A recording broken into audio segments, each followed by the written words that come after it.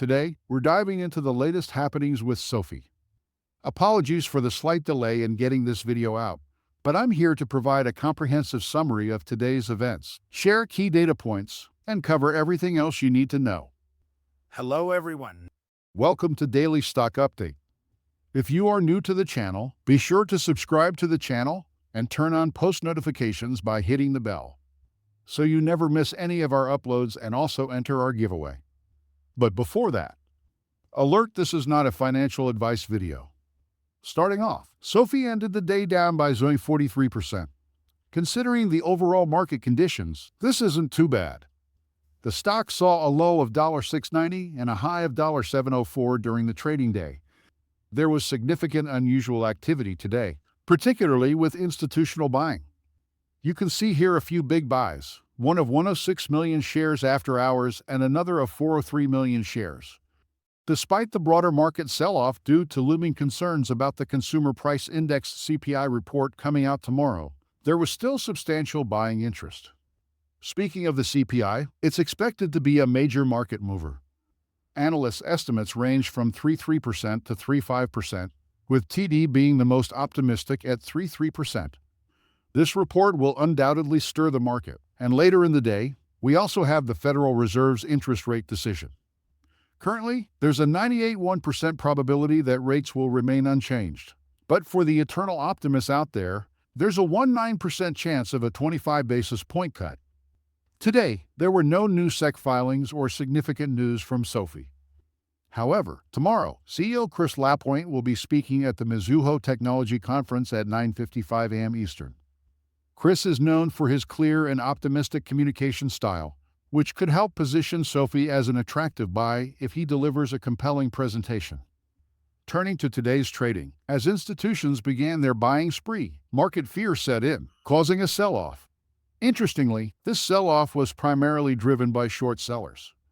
Shorts increased by 377 million shares today, bringing the total short interest to 17.64% of the free float, with a utilization rate of 69.42% and a cost to borrow average of 0.99%. As the market opened, short sellers aggressively increased their positions, adding selling pressure and capitalizing on the prevailing fear. It wasn't just SoFi. Many fintech and growth stocks experienced similar pressure, indicating widespread market manipulation. No new analyst ratings came in today, with the last one from BTIG. Analysts seem to be waiting for a potential rate cut, which could serve as a significant catalyst for SoFi and the broader fintech sector. Despite the short seller activity, there's a silver lining. Institutional trading volume was notably high, with 27 million shares traded today against an average of 36.07 million.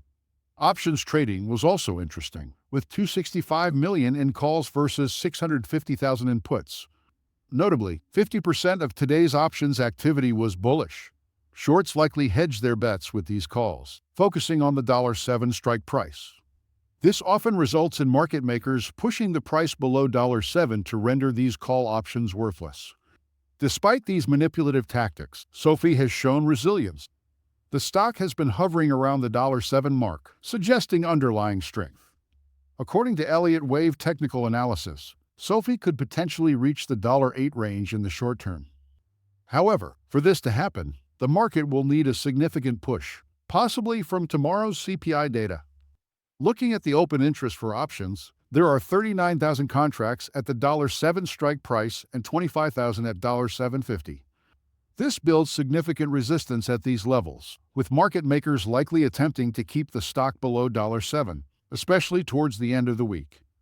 Over the past 5 days, SoFi has consistently tried to break above the $7 level, indicating strong institutional support. However, the battle against short sellers is ongoing. SoFi has been attempting to transition into a higher trading range, but has yet to succeed fully. The CPI report could be the catalyst needed to drive it higher.